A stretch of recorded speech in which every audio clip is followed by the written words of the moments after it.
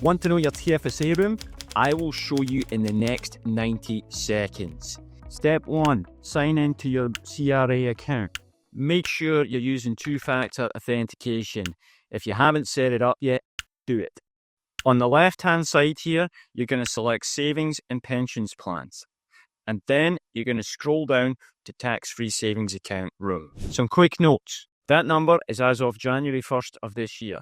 It does not factor in any contributions or withdrawals done in the current calendar year. Early in the new year, sometimes updates from the CRA can lag even into the spring or summer.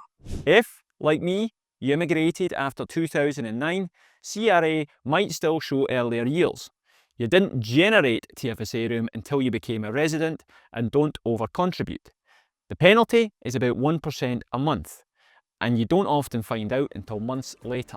That can mean fines in the thousands. So, there you go, your real TFSA room in 90 seconds.